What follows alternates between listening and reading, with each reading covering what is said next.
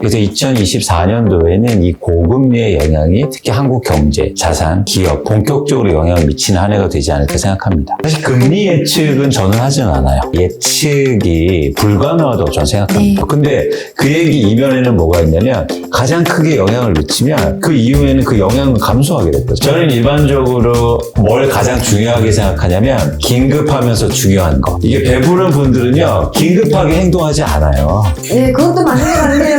네. 근데 이게 되게 흥미로운 게 뭐냐면 미국하고 조금 차이점이 하나 있어요. 네.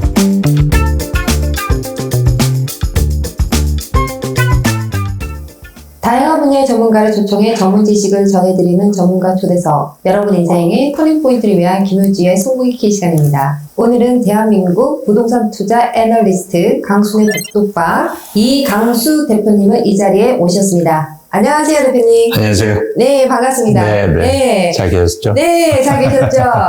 네. 몇 개월 만에 뵀는데. 그러게요. 네. 한 4, 5개월 만에 뵀네요. 네, 맞아요. 네. 아니, 근데 요즘에도 엄청 바쁘시더라고요, 대표님. 예, 좀 찾는 분들이 많으셔서 열심히 살고 있습니다. 지금 엄청난 채널에 출연을 하고 계시는데, 체력 관리를 어떻게 하세요? 저는 따로 뭐 시간을 내지 않고 일상생활에서 해요. 저는 무조건 계단을 이용합니다. 그 다음에 서 있을 때 왜 까치발 섰다 이렇게 하는 이런 거 하고요. 네. 집에서 그냥 홈트 하고 이렇게 따로 시간을 내는 것보다 그렇게 일상생활에서 네. 운동을 하려고 노력합니다. 아, 그러시군요. 네, 네. 네. 아, 그래서 참 대단하다는 생각을 좀 많이 했었어요. 아, 부동산 시장 자체가 사실은 끊임없는 변화의 과정을 통해서 변동성이 이렇게 반복을 하잖아요. 고금리, 그리고 고물가, 저성장. 이 세 가지 단어는 사실 작년부터 우리가 염려를 해왔던 이제 그런 부분이고, 그리고 이제 2023년 하반기에 이제 들어가면서 이때쯤이면 우리가 2024년 네. 사실 경제에 대해서 많이들 예측하기를 원하고 대비하기를 원하잖아요. 네네. 부동산 애널리스트시기 때문에 여러 가지 데이터를 먼저 보시고 먼저 예측할 수 있는 분이라는 점을 감안해서 네. 여쭈고 싶은 거는 2024년 대한민국 경제 어떻게 바라보고 계세요? 사실 전체적으로 보면 대한민국 경제, 산업, 가계 모두 고금리에 취약한 구조예요. 그러니까 가계부채도 상당히 높고 그리고 기업부채도 높은 상황입니다. 그런데 이렇게 금리가 고금리가 된 지가 이제 1년이 채 안 됐잖아요. 그래서 이 영향이 본격적으로 한국 경제에 영향을 미치는 데는 시간이 좀 필요했어요. 필요하다는 말이 좀 뭐 적절한지 모르겠지만 적응하는데 네. 그래서 2024년도에는 이 고금리의 영향이 특히 한국 경제, 자산, 기업 본격적으로 영향을 미치는 한 해가 되지 않을까 생각합니다. 금리를 올렸는데 괜찮네 이런 게 아니고 이게 서서히 영향을 준다는 거예요. 네. 그 정점이 2024년이 되지 않을까? 그런 생각을 가지고 있습니다. 그러면은 어차피 2024년이 고금리의 정점이다라고 생각하신다면 실질적으로 금리는 2024년 하반기는 지나야지 인하를 할 수 있다 이렇게 생각하시나요? 사실 금리 예측은 저는 하진 않아요. 특히 매크로한 이슈들에 네. 대해서 예측이 불가능하다고 저는 생각합니다. 네. 그러니까 예를 들면 올해 상반기에 대부분의 전문가들이 뭐 하반기부터 금리가 내려갈 거야, 뭐 이렇게 될 거야 이런 얘기들을 많이 했잖아요. 근데 사실 거의 다 틀렸거든요. 네. 그러니까 저도 이제 애널리스트를 20년 동안 생활하면서 매크로 이코노미스트나 애널리스트를 예측하는데 매크로는 예측하는 게 아니다. 네. 매크로는 제가 볼 때 적응하는 거예요. 네. 그래서 예를 들면 저한테 물어보신다면 금리가 내려갈 것 같습니다. 그럼 전 모릅니다. 네. 대신 이 말씀을 드려요. 아까 말씀드린 것처럼 금리가 올라서 그 영향이 네. 2024년도에 되게 크게 미칠 것 같다. 이거는 사실은 네. 산업이나 뭐 가계나 분석해서는 충분히 가능한 예측이거든요. 네. 이제 그 지점이죠. 근데 그 얘기 이면에는 뭐가 있냐면 가장 크게 영향을 미치면 그 이후에는 그 영향은 감소하게 될 거죠. 뭐 금리가 내려가든 계속 유지되든. 네. 그런 차원에서는 어쨌든 대표님 말씀하신 것처럼 내년도 하반기 그리고 2025년도 갈수록 이 영향 결국엔 이 충격은 조금 더 완화되지 않을까라고 보고 있습니다. 근데 내년도에는 그 충격이 좀 크겠죠. 사실 최근 구호에 보면 긴급하지 않지만 중요한 질문이 가장 의미 있는 질문이라고 말씀을 하셨는데요. 사실 이 영상을 보시는 분들이 네. 좀 이해할 수 있게끔 설명해 주시겠어요? 이게 사실 투자나 뭐 내 집 마련이나 아니면 저는 살면서도 되게 중요하다고 생각하는데 네. 저는 일반적으로 뭘 가장 중요하게 생각하냐면 긴급하면서 중요한 거. 그렇죠? 네, 네. 그런 것들에 대해서 영향을 집중하고 네. 그다음 힘을 쓰죠. 네. 근데 이거는 뭐 괜찮은 일입니다. 그래야 되니까. 근데 그 다음번에 사람들이 신경 많이 쓰는 게 중요하지 않은데 긴급한 거예요. 그러니까 중요하지도 않은데 긴급한 거에 너무 힘을 많이 쏟아요. 맞아요. 네. 제가 볼 때는 그거에 좀 힘을 빼고 반대로 긴급하지 않지만 중요한 거에 힘을 많이 썼으면 네, 좋겠거든요. 네. 그러니까 이게 삶에서도 예를 들어서 이런 거죠. 이 분야가 대표적으로 아이들이라고 생각해요. 그러니까 집에 있을 때 저한테 아이가 아빠 놀아줘 그러면 긴급하지 않잖아요. 중요한데. 그렇죠. 그러니까 뭐라고 하냐면 아빠가 나중에 놀아줄게 이래요. 네, 네. 그냥 긴급하지 않으니까. 않으니까. 근데 사실은 이 긴급하지 않은데 중요한 일은 좀 반드시 해야 된다. 네, 그렇죠. 그게 중요하다. 그러니까 이게 자산 관리나 투자에서도 중요한데 저한테 많은 분들이 내 집 마련에 대해서 물어보시고 뭐 메일도 보내시고 질문하시는데 네. 예를 들어서 이런 거죠. 한국엔 청약을 하잖아요. 네. 그래서 당장 여기 아파트 분양을 해요. 네. 그래서 저한테 질문을 뭐라고 하냐면 내일 모레까지 청약해야 되는데 저 이거 청약할까요 말까요? 를 질문해요. 네. 그거는 긴급하면서도 중요한 질문이죠. 그렇죠. 근데 그 이면에는 긴급하지 않지만 중요한 질문이 뭐냐면 나는 내 집 마련하는데 청약을 할 것인가 네. 아니면 구주택의 유통시장에서 오래된 주택 거래해서 살 것인가 네. 이런 질문에 대한 답을 하지 않고 그냥 긴급한 거나 중요한 거에 먼저 답하려고 한다는 거죠. 그 이면이 훨씬 더 중요하잖아요. 그러네요. 제가 볼 때는 네. 아 내가 신혼부부인데 우리 앞으로 내 집 마련할 때 자기야 청약할까 아니면 우리 그냥 거래되는 아파트를 살까 이게 이 질문에 대한 답을 가진 다음에 뭘 해야 되는데 그렇죠.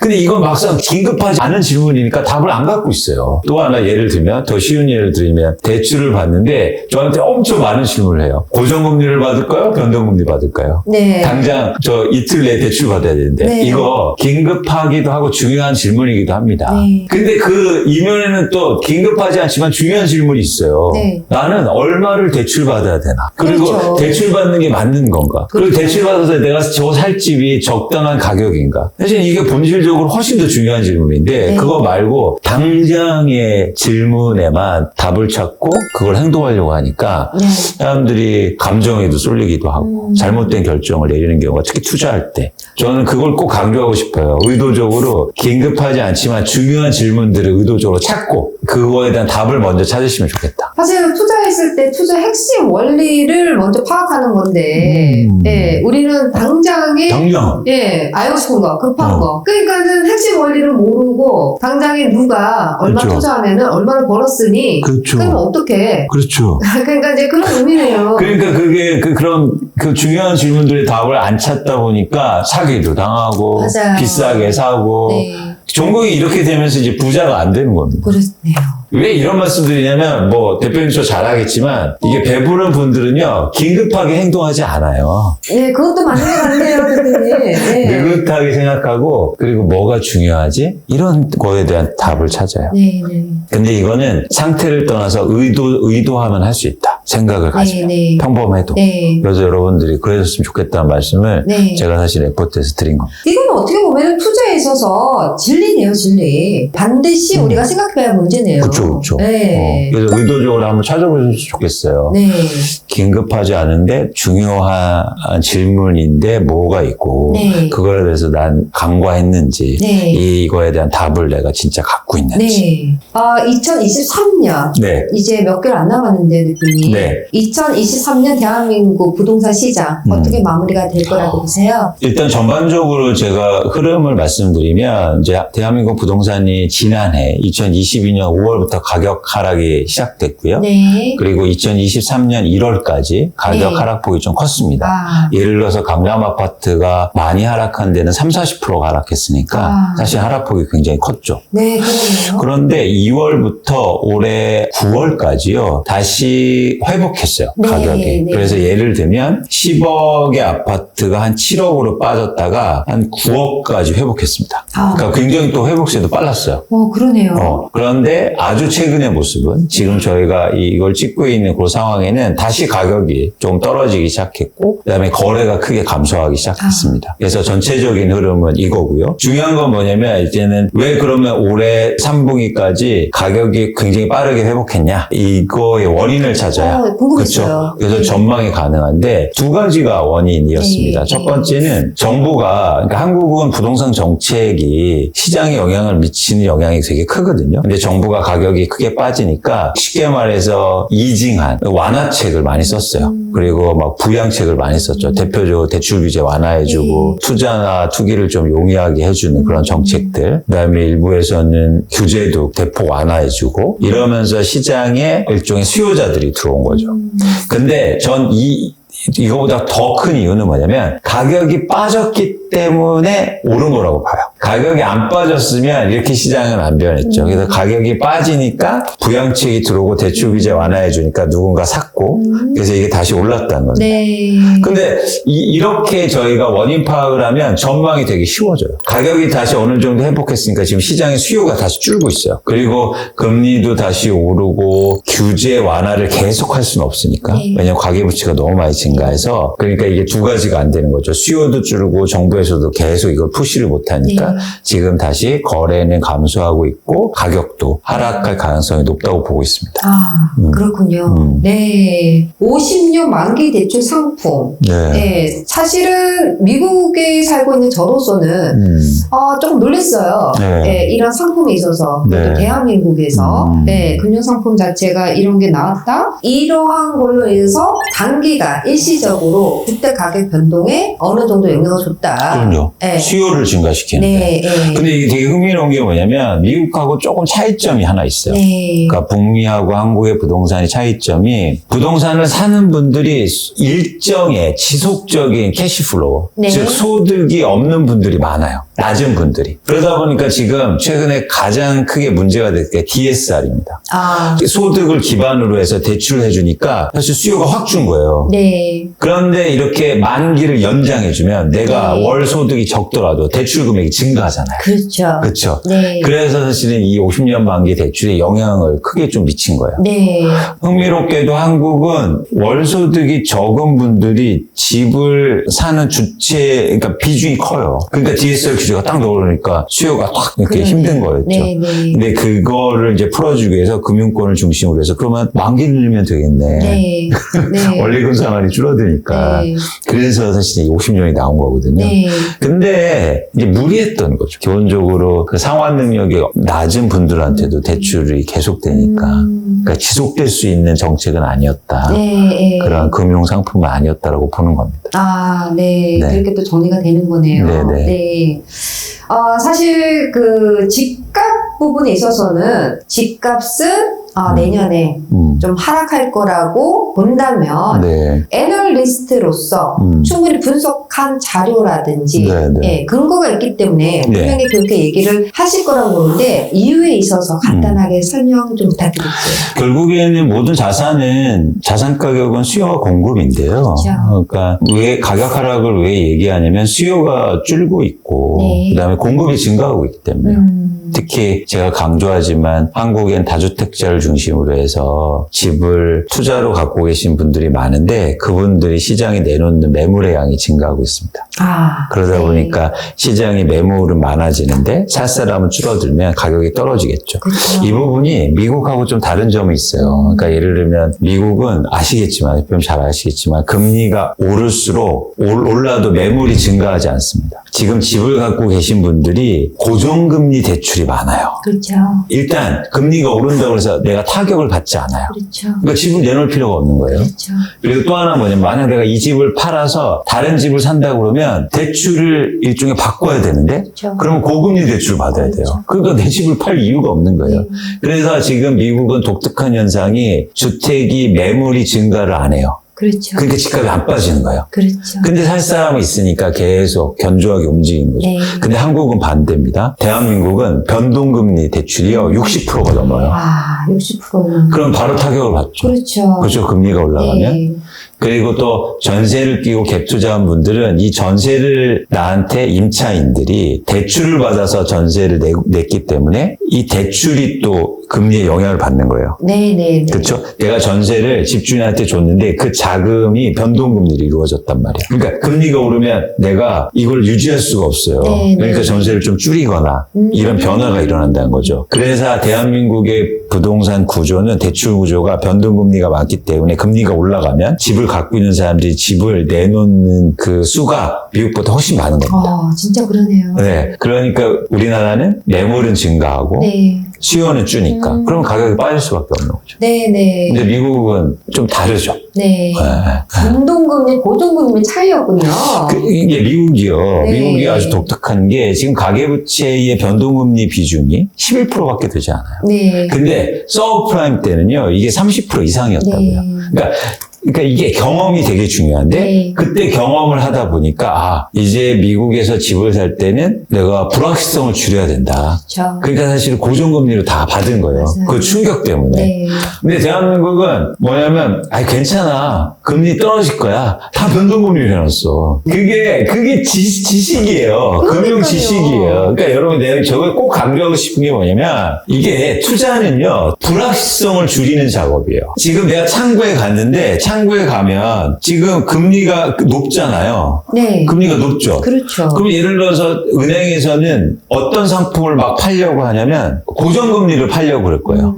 그러니까 예를 들어서 나중에 금리가 내려간다고 그러면 고정금리 상품을 파는 게 유리하죠. 그래서 고정금리 상품이 변동금리보다 뭐라고 할까요? 금리 조건이 좋을 수 있습니다. 예를 들면. 네네. 그리고 금리가 떨어질 때면 반대죠. 사람들은 은행에서는 변동금리 상품을 많이 팔려고 할 거예요. 고정금리보다. 네네. 왜냐면 이게 너무 낮으니까 향이 올라갈 테니까 네. 이걸 다 은행에서는 네. 짓기 힘들잖아요. 네. 근데 이제 받을 때 딱 우리가 개인으로 받을 때 딱 가보니까 금리가 낮을 때는 변동금리가 더 좋네? 그래서 네. 변동금리를 받아. 그리고 금리가 높을 때는 고정금리가 조건이 더 좋네? 그래서 고정금리 받아. 그렇군요. 네. 저는 사실은 이게 우리가 투자할 때는 아까도 말했듯이 불확실성을 줄이려야 한다면 오히려 저는 요즘에 무슨 얘기를 하냐면 고정금리가 훨씬 나은 게 아닐까? 왜냐면 그건 예측이 가능하니까. 네. 제가 얼마를 내고 이런 게 다 예측이 가능하잖아요. 네. 그런 조건마다 좀 다르겠지만 네. 그래서 여러분 사람들이 신기하더라고요. 그런 차원에서는 경험이나 지식이 되게 중요한데 일단은 미국 분들은 센 경험을 한번 해서 그렇죠. 불에 한번 이렇게 큰 네. 불을 맛봤어요. 이제 불확실성을 줄이는 작업들 많이 한 그렇죠. 거예요. 대한민국은 많은 분들이 그 리스크에 노출돼 있다. 그렇군요.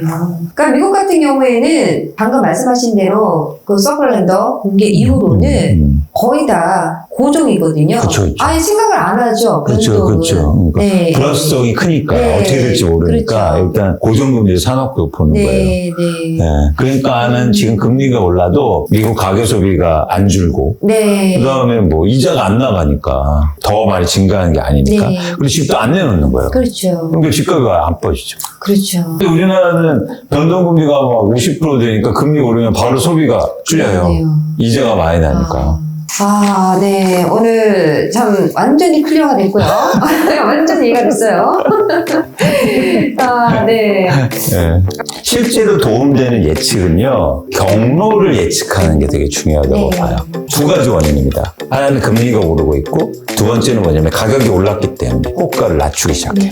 가장 중요한 시그널은 뭐냐면 그때가 내 집 마련이든 투자 목적이든 어쨌든 집을 살 때다. 거래량을 봐야 변화를 읽을 수 있습니다.